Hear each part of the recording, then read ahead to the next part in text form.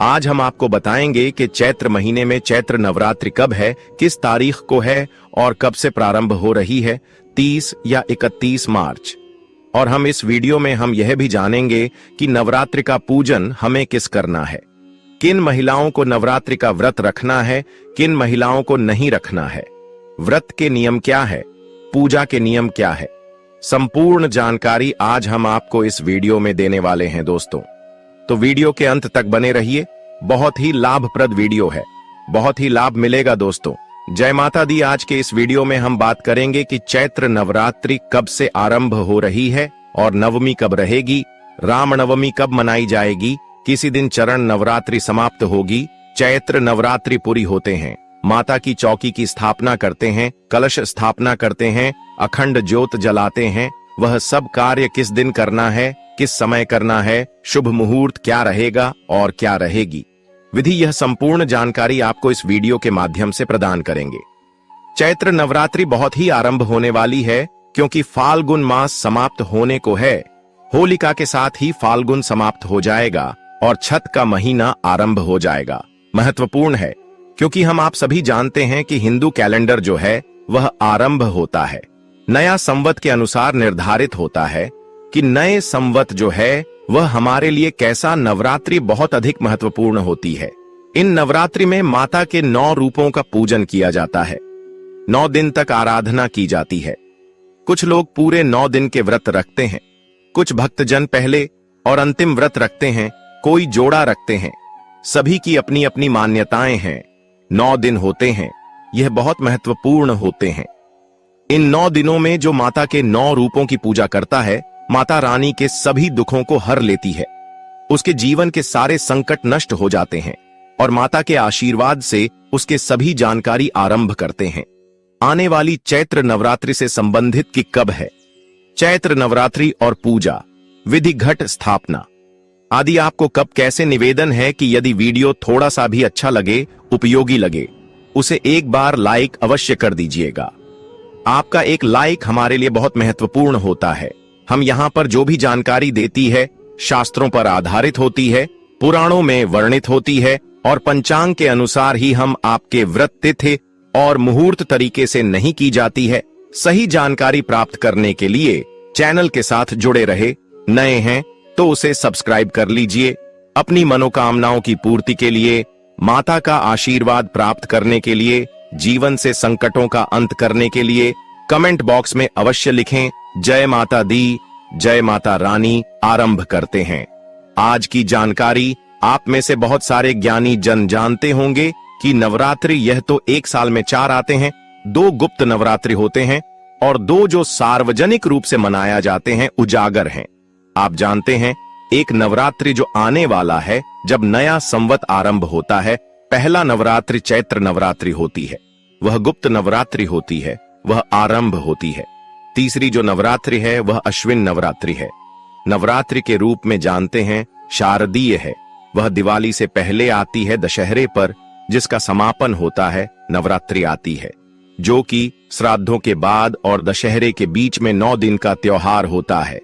नवरात्रि के रूप में भी जाना जाता है क्योंकि अश्विन मास में आती है और एक आती है माघ मास की नवरात्रि जो है वह गुप्त नवरात्रि होते हैं। इसमें असर नवरात्रि और माघ नवरात्रि जो है वह गुप्त नवरात्रि कहे जाते हैं। और आने वाला जो चैत्र नवरात्रि है और आश्विन मास में जो शादी नवरात्रि है, यह दोनों ही हर्षोल्लाह से मनाए जाने वाले नवरात्रि जो आने वाला नवरात्रि है ना, यह बहुत अधिक महत्वपूर्ण होता है। इसके कारण नवरात्रि से नए संबंध आरंभ होता है। नया पंचजी नवरात्रि है जिससे यह निर्धारित होता है, जो यह बताता है कि आने वाला साल कैसा होगा। क्यों? क्योंकि जिस दिन नया संवत आरंभ हो रहा है उसे दिन कौन सा ग्रह कहाँ है, किस ग्रह की क्या पोजीशनिंग है, उसके अकॉर्डिंग ही निर्धारित होता है कि पूरी दुनिया में क्या घटित होने वाला है, कौन इस वर्ष का राजा रहेगा, कौन सा गृह मंत्री रहेगा, किस प्रकार से यह साल आपके लिए लाभप्रद रहेगा या हानिकारक रहेगा, सबके लिए क्या लेकर आने वाला। और यह हम इधर उधर की बातें नहीं कर रहे हैं, पुराणों में हमने पढ़ा है इन चीजों को। और जो ज्योतिष की गणना है वह 24 के चैत्र नवरात्रि की गणना जो बताती थी उसके अनुसार 2024 घटित हुआ है। तो लिए सबसे पहले जानते हैं कि आपको चैत्र नवरात्रि के पहले दिन क्या करना चाहिए, किस प्रकार से आप माता का आशीर्वाद प्राप्त कर सकते हैं। नवरात्रि के पहले दिन आपको कलश स्थापना करने चाहिए। कलश स्थापना के साथ खेतड़ी बोलते हैं, चौबारे बोलते हैं, वह बोले चाहिए। माता की चौकी की स्थापना करनी चाहिए, यह विधि जान लेते हैं। और अगर आप अखंड ज्योति, वह भी बहुत उत्तम मानी जाती है। अखंड ज्योत, खेतड़ी तथा कलश स्थापना, यह 3 प्रमुख कार्य हैं जो आपको प्रथम दिन करने चाहिए। और साथ ही आपको व्रत पूजन आदि का संकल्प करना चाहिए। इसकी विधि जाने उससे पहले आवश्यक है कि यह सामग्री बताएं आपको कि क्या क्या सामग्री आपको इस दिन लगेगी, जो आप समय से लेकर प्रथम नवरात्रि का आता है, जिसमें जावरा बन के लिए एक मिट्टी का पात्र या फिर घड़ा लेना चाहिए। मैं रिश्ता डाला जाता है तो रीता लेगा। कुछ लोग चिकनी मिट्टी ले आते हैं, उसमें उगता नहीं है तो मिक्स लेकर आएगा या केवल राहत लेकर आइएगा। 1 मुट्ठी जौ ले आएगा, 1 मुट्ठी जौ। अगर कोई ना दे तो 50 ग्राम जो काफी रहेंगे, या अधिक से अधिक 100 ग्राम दे दीजिए। पूजा के लिए मां दुर्गा की तस्वीर या फिर मूर्ति ले लीजिएगा। अखंड ज्योत जलाने के लिए एक पात्र चाहिएगा। एक बात भी चाहिए कि थोड़ी हुई ले लीजिएगा। अखंड ज्योत आप चाहे तो किसी बड़ी कटोरी में भी बनाकर जला सकते हैं, अन्यथा आप एक बड़ा दीपक ले सकते हैं। अखंड ज्योत जलाने के लिए अगर आप 9 दिन तक जलाना चाहते हैं तो उसमें करीब 1 किलो की कम से कम लगेगा, तो वहां आप लेकर रख लीजिएगा। कलश स्थापना के लिए कलश ले लीजिएगा। मिट्टी का काला सांप ले सकते हैं। मिट्टी का कलश नहीं तो आपके पास किसी धातु का कलश यदि आपके पहले से है, लौट आदि को भी कलश के रूप में आप घर में प्रयोग में ला सकते हैं। स्थापित करना है जहां पर जाता वाला नारियल मिल जाता है, इसमें पानी भी निकलता है, तो वह प्रयोग में आता है। दिया की बात करेंगे, दूर दराज के क्षेत्र की बात करेंगे तो वहां पानी वाला नारियल नहीं मिलता है, वहां नारियल मिलता है पर वह सूखा नारियल मिलता है। आप वह नारियल भी प्रयोग में ला सकते हैं क्योंकि वहां वही उपलब्ध होता है। वैसा नहीं है कि कोई बोली कि नहीं जाता वाला पानी वाला नारियल ही लगेगा। जिन क्षेत्रों में उपलब्ध नहीं होता है नारियल भी ले सकते हैं, तो नारियल इसमें लगेगा। नारियल पर लपेटने के लिए लाल वस्त्र ले लीजिएगा, चुन्नी ले लीजिएगा। कलश के अंदर क्या चीज डालेंगे?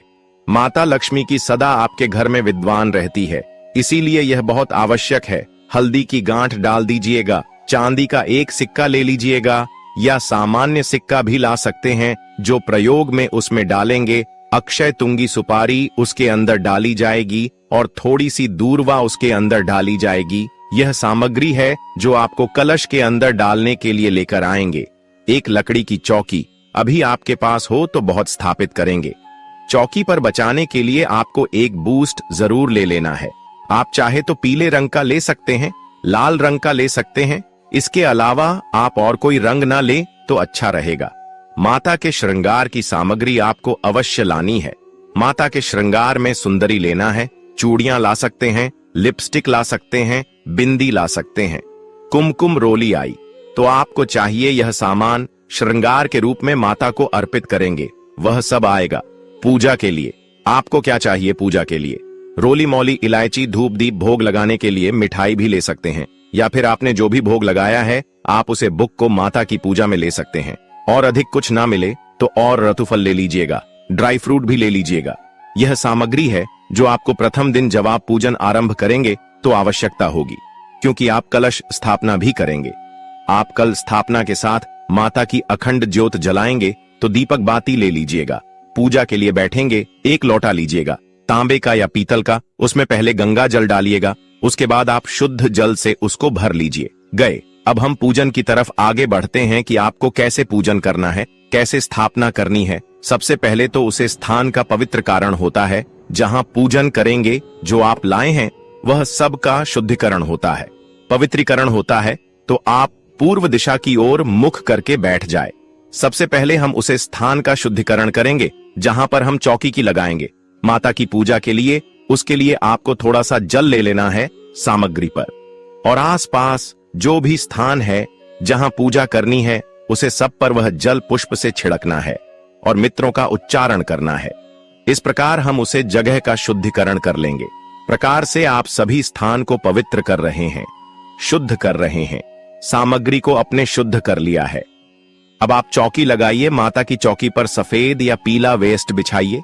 ये चौकी नहीं है, तो जो भी उपयुक्त स्थान है जहां पर आप जो चलने वाले हैं, खिचड़ी होने वाले हैं या कल स्थापित करने वाले हैं, उन पर सबसे पहले माता की तस्वीर को हम स्थापित करेंगे। माता को विराजमान करेंगे। अक्षत लीजिए, माता को आसन के रूप में आकर दीजिए और वहां पर आप माता की तस्वीर या प्रतिमा जो भी आपके पास है वहां रख दीजिए, विराजमान कर दीजिए।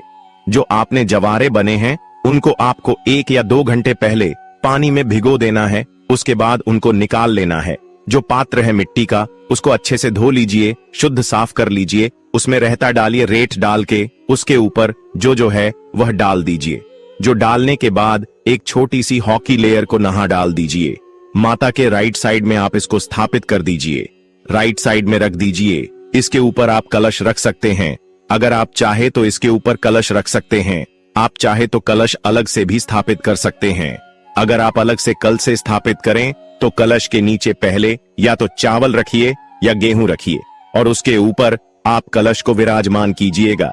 कलश गंगा जल मिलाइए। जो कलश के अंदर डालने की सामग्री हमने आपको बताई थी, उसमें प्रमुख रूप से हल्दी की गांठ, साबुत हल्दी, 1 रुपये का सिक्का या चांदी का सिक्का, कमल गट्टे यदि आपके पास हो तो ले लीजिए, सुपारी अवश्य डाल दीजिएगा और दूर्वा आपके पास हो तो सुपारी सिक्का में हल्दी की आवश्यक है जो इसमें डाली जाती है, बाकी आवश्यक नहीं है।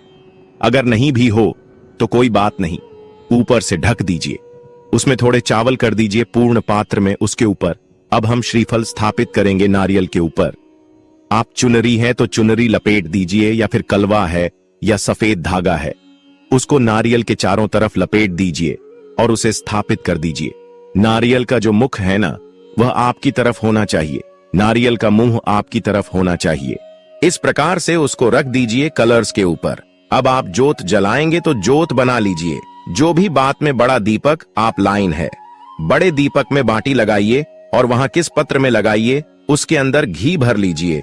उसके नीचे भी आपको आसान स्वरूप चावल रखने होंगे। जहां पर आप ज्योत स्थापित करेंगे, जो कि हमें 9 दिन तक चलानी है, तो उसे ज्योत के नीचे आपको आसन स्थापित करना है। आसन के रूप में आप चावल ले लीजिए, थोड़े चावल रखिए और उसके ऊपर ज्योत को स्थापित कर दीजिए। भगवान गणेश की प्रतिमा स्थापित कीजिए। इस प्रकार से यह पूजा के लिए आपकी संपूर्ण जो वस्तुएं हैं, आवश्यक प्रक्रिया है, वह पूर्ण हुई है। अब हम पूजन आरंभ करेंगे। पूजन आरंभ करेंगे, सबसे पहले संकल्प होगा, उससे पहले जलज पानी होगी। तो आप आसन पर बैठे, पृथ्वी पर हाथ लगे और माता पृथ्वी से प्रार्थना करें। हम मंत्र बोलते हैं, ओम पृथ्वी दयाद्रिता, लोक देवी तो विष्णुनाथ तथा महादेवी, पवित्रम गुरु आसनम। आप यदि शादीशुदा हैं और जोड़े से पूजा करना संभव है तो अपना कट जोड़ा कर लीजिए। और अब हम जलाशमणि करेंगे। लोटे में जो जल भरा है या एक छोटा चम्मच उसमें डाल दीजिए। हम मंत्र बोलेंगे, आप सीधे हाथ में 1 चम्मच जल लेंगे और यह सब सामग्री लेने के बाद आपको एक दीप प्रज्वलित करना है, अखंड ज्योति भी जलाना है। आपके पास तो धूप बनाया और धूप जलाइए। नवरात्रि में अखंड ज्योति का बड़ा विशेष महत्व है। आप भले ही पूजा पाठ ना करें, व्रत ना रखें, लेकिन अगर अपने माता के लिए अखंड ज्योति 9 दिन तक जला दी तो आपकी किसी भी प्रकार की मनोकामना हो वैसे गिर पूर्ण हो जाएगी और माता आपसे प्रसन्न हो जाएंगे और अपना आशीर्वाद आपको प्रदान करेंगे। इसके बाद हम व्रत का संकल्प करेंगे। संकल्प करने के लिए अपने सीधे हाथ में जल लीजिए, अक्षत लीजिए, 1 रुपये का सिक्का कम से कम रखिए। ओम श्री विष्णु श्री विष्णु श्री विष्णु 3 बार बोलिए। अपना नाम, अपना गोत्र, जिस स्थान पर बैठकर आप संकल्प कर रहे हैं वहां का मकान नंबर, क्षेत्र का नाम, शहर का नाम, चैत्र माह से शुक्ल पक्ष, आयाम, पुण्यतिथि प्राप्त है, चैत्र नवरात्रि स्थापना, अखंड ज्योत स्थापना, व्रत पूजन संकल्पम, संकरी से मुझे श्री विष्णु शरण शरण संकल्प माता के चरणों में अर्पित कर दीजिए। इसमें आप जो भी कर रहे हैं, हमने सारी चीज बोली है। आप जो कर रहे हैं, व्रत कर रहे हैं तो व्रत के बारे में बोलिएगा, पूजन कर रहे हैं पूजन के बारे में, उसका वर्णन भी आपको संकल्प में करना चाहिए। संकल्प एक आवश्यक प्रक्रिया है तो उसका लाभ नहीं मिलता है, संकल्पित होकर ही पूजन करना चाहिए। इस प्रकार से है जैसे आप अपने खाते में पैसे जमा करेंगे तभी आपके पैसे आपके खाते में जाएंगे। न यदि आप ऐसे ही किसी के खाते में जाएंगे। इसी प्रकार से जब आप पूजन कर रहे हैं, संकल्प में आपको लेकर ही संकल्प किया जाता कि आप कौन हैं, कहां पर हैं, किस स्थान पर बैठे हैं, किस गोत्र से हैं और किस देश की पूर्ति के लिए क्या कार्य करें, यह करवाना है। तो संकल्प करके करें। संकल्प करने के बाद अब हम पूजन करेंगे। सबसे पहले गणेश जी का पूजन किया जाए। गणेश जी का पूजन आरंभ करते हैं। सबसे पहले गणेश जी का आवाहन कीजिए। जयते गणेश जी महाराज की जय। गणेश जी का अपने आवाहन किया। अब हम गणेश जी का पूजन करेंगे। गणेश जी को आसन प्रदान कीजिए। आसन के लिए आप अक्षत वहां पर अर्पित कीजिए। एक जल दीजिए। ऐसा कीजिए, कोई कटोरी गणेश जी के सामने भी रख दीजिए। सभी जगह पर एक पत्र रख दीजिए। एक चम्मच से जल छोड़ने जाएगा। इसके बाद आपको गणेश महाराज गैरोली कुमकुम से तिलक लगाना है, धूप दिखाना है और एक फूलों की मामला अवश्य ही चढ़ा देना है। इसी के साथ साथ आपको गणेश जी को लड्डू का भोग लगाना है, क्योंकि गणेश जी को लड्डू बहुत ही अत्यंत प्रिय हैं। इस प्रकार आप गणेश जी गजानन महाराज की पूजा कर लेंगे। इसके बाद आपको माता का पूजन करना है, माता का पाठ करना है। पूर्ण श्रद्धा भाव से महिलाएं नवरात्रि का व्रत रखती हैं। इसके अलावा पुरुष भी नवरात्रि का व्रत रख सकते हैं। नवरात्रि के व्रत में फलाहार कर सकते हैं। कुछ लोग होते हैं जो बिना फलाहार के ही व्रत रखते हैं, तो वह आप अपने हिसाब से रख सकते हैं। व्रत में आपको किसी भी प्रकार के तानसेन पूजा का प्रयोग नहीं करना है। आपको व्रत में हमेशा ब्रह्मचर्य का ही पालन करना है। किसी गरीब को सताना नहीं है और हो सके जितना हो सके दान करना है। दान का नवरात्रि के दिनों में बड़ा विशेष ही महत्व है, इसलिए इस दिन हमें दान करना है। पूजा पाठ करने के साथ साथ दोस्तों, हमें इस बात का भी ध्यान रखना है कि हमें नवरात्रि के 9 दिन तक मनाई जाती है। इन 9 दिनों में हमें घर में किसी प्रकार का लड़ाई झगड़ा क्लेश नहीं करना है और शाम के समय और सुबह के समय माता की आरती करना है। आरती में आप कपूर लेकर एक दीपक में रख लीजिए और प्रसाद के रूप में आप मिठाई लड्डू ले लीजिए और सुबह शाम माता की 9 दिनों तक आरती कीजिए और 9 दिन कम से कम 9 कन्याओं को भोजन करवाइए। 9 कन्याओं को अगर आपने भोजन कर दिया तो समझो नव दुर्गा माता ने आपके घर पूजन कर लिया। भोजन करने के बाद 9 कन्या को दक्षिण के रूप में कुछ न कुछ दीजिएगा और उन्हें एक चुन्नी लाल कलर की चुनरी माता की चुन्नी कन्याओं को अर्पित कीजिएगा। पैर छूकर उनका आशीर्वाद लीजिए और जो आपने कलश स्थापित किया था उसे कलश को किसी पवित्र नदी में जाकर स्थापित कर दीजिए। इसी के साथ आपको माता के जो मूर्ति है उसको घर में नहीं रखता है। उसे मूर्ति को आप किसी पवित्र नदी में जाकर कलश के साथ में ही विसर्जित कर दीजिएगा। माता का भंडारा कीजिए और आपकी जो भी मनोकामना है वह माता लक्ष्मी, माता वैष्णो जरूर ही पूर्ण करेंगे। चलिए दोस्तों, अब जान लेते हैं कि पूजा का शुभ मुहूर्त क्या रहेगा। चैत्र नवरात्रि 2025 का शुभारंभ 30 मार्च 2025 रविवार से होगा और समापन 6 अप्रैल 2025 रविवार को होगा। इस वर्ष नवरात्रि 8 दिनों की होगी, क्योंकि अष्टमी और नवमी तिथियां एक ही दिन पड़ रही हैं। कलश स्थापना का शुभ मुहूर्त 30 मार्च 2025 को सुबह 6:13 से 10:22 तक अभिजीत मुहूर्त, दोपहर 12:01 से 12:50 तक। इन मुहूर्तों में कलश स्थापना करना शुभ माना जाता है। नवरात्रि पूजा 30 मार्च, मां शैलपुत्री की पूजा 31 मार्च, मां ब्रह्मचारिणी की पूजा 1 अप्रैल, मां चंद्रघंटा की पूजा 2 अप्रैल, मां कूष्मांडा की पूजा 3 अप्रैल, मां स्कंदमाता की पूजा 4 अप्रैल, मां कात्यायनी की पूजा 5 अप्रैल, मां कालरात्रि की पूजा 6 अप्रैल, मां महागौरी की पूजा अष्टमी और नवमी। इस वर्ष मां दुर्गा का आगमन और प्रस्थान दोनों हाथी पर होगा, जिसे शुभ संकेत माना जाता है। हाथी पर मां के आगमन से धन धान्य में वृद्धि होती है। नवरात्रि के दौरान मां दुर्गा के 9 स्वरूपों की पूजा अर्चना करने से भक्तों की मनोकामनाएं पूर्ण होती हैं। दोस्तों, आपको इन 9 दिनों में नवरात्रि माता का आशीर्वाद जरूर ही प्राप्त होगा। आपकी मनोकामना से गिरी पूर्ण होगी। आपको वीडियो कैसी लगी दोस्तों? कमेंट में हमें जरूर बताएं और कमेंट बॉक्स में सब चीज श्रद्धा आपसे लगता है। जय माता रानी, जय माता लक्ष्मी, जय माता वैष्णो, जय माता दुर्गा। आपकी समस्त मनोकामना पूर्ण हो। दोस्तों, चैनल पर नया तो चैनल को सब्सक्राइब जरूर कर दीजिएगा, ताकि इसी प्रकार की और भी ज्ञानवर्धक जानकारी हम आपको सीधे नोटिफिकेशन के माध्यम से प्राप्त कर सके। वीडियो के अंत तक बने रहने के लिए आप सभी का धन्यवाद दोस्तों। मिलते हैं नेक्स्ट वीडियो में, तब तक के लिए नमस्कार।